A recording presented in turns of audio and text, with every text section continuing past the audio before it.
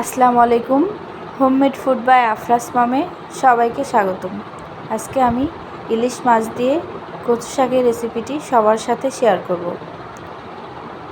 কচু শাক রেসিপিটি বানানোর জন্য প্রথমে আমি একটি কড়াইয়ে কচু শাকগুলো দিচ্ছি। এর মধ্যে কাঁচামরিচ, রসুন, পেঁয়াজ কুচি দিচ্ছি, স্বাদ মতো লবণ, পানি দিয়ে ঢাকনা দিয়ে ঢেকে শাকগুলো সিদ্ধ করতে দিব। মাঝে একবার শাকগুলো নেড়ে নিব।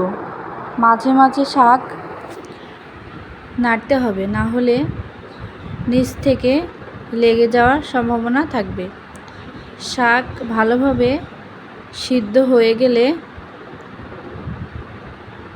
একটি ডাল ঘুটনির সাহায্যে ভালোভাবে শাক ম্যাশ করে নেব। এর মধ্যে চাউলের গুঁড়ো দিয়ে দিব। চাউলের গুঁড়ো দেওয়ার পর ভালোভাবে ম্যাশ করে নেব। একটি কড়াইয়ে তেল দিয়ে এর মধ্যে লবণ, হলুদ, ঝাল দিয়ে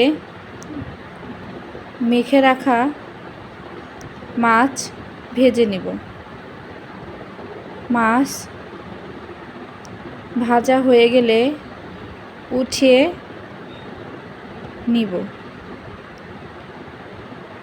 মাছ ভাজার পর যেই তেলগুলো থাকবে সেই তেলের মধ্যেই পেঁয়াজ কুচি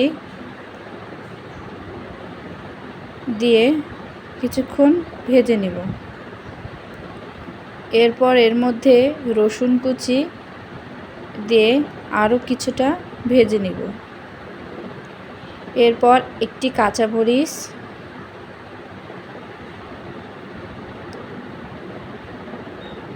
জিরা বাটা দিয়ে কিছুক্ষণ নাড়তে থাকব। এর মধ্যে একটু পানি দিয়ে তার মধ্যে লবণ, শুকনা মরিচ গুঁড়া দিয়ে কিছুক্ষণ কষিয়ে নেব।